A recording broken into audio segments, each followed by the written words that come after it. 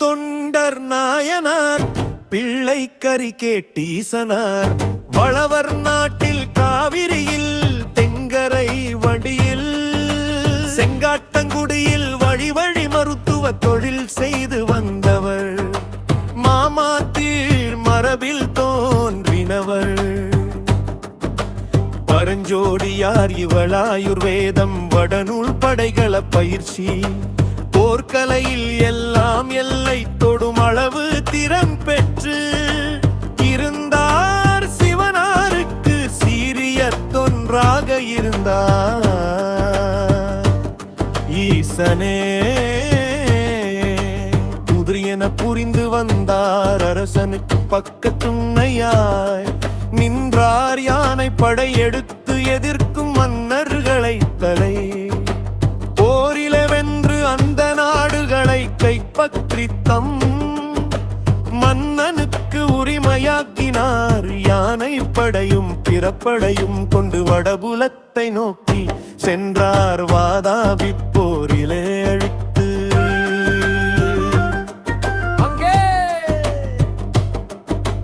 யானை குதிரை முதலானவற்றை என்பது அரசனிற்கு அப்போதுதான் தெரிந்தது. சிவனடி தொண்டரா இவர் இந்நாள் வரை இதை அறியாது கெட்டேனே பலரும் மடியும் கொடிய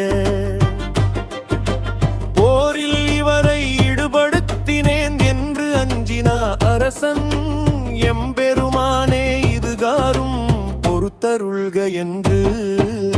பரஞ்சோதியார் வேண்டிய நிதிக்கு உயல்கள் அனைத்தும் வழங்கி மானியங்களை பிறவும் கொடுத்து சிவதொண்டு செய்து வந்தது எனக்கு தெரியாது. என் உள்ள கருத்தை மறக்காது ஏற்று அருள்க என்றான் நீ அரசியல் பணிபுரித்து போதும் நீ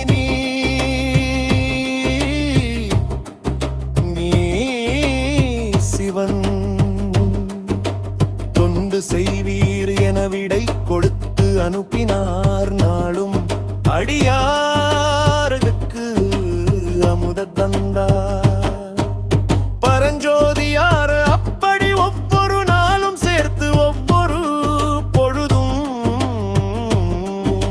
சிவடியார்களுக்கு அமுது தந்து பின்னுணவை கொண்டார். அப்படி ஒரு நாள் இதன் பயனாக அவருக்கு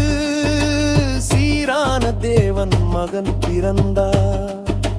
மகவு மரபுப்படி நீற்று விழாவும் 10ஆம் நாளில் காப்பணி விழாவும் மடத்தினார் 3ஆம் ஆண்டில் தலைமுடி எடுத்து சிவகடமை செய்தார். கால்களில் கிண்கிணி ஒலித்திட தளர் நடையிட்டான் தலை முதல் அடி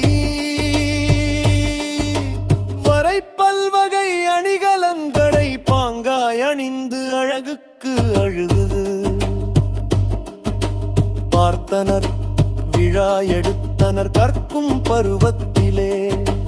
பள்ளியல் சேர்த்தனர் காளிய சம்பந்த செங்காட்டங்குடி வருவதறிந்து விரைந்து சென்று மகிழ்ந்து வரவேற்று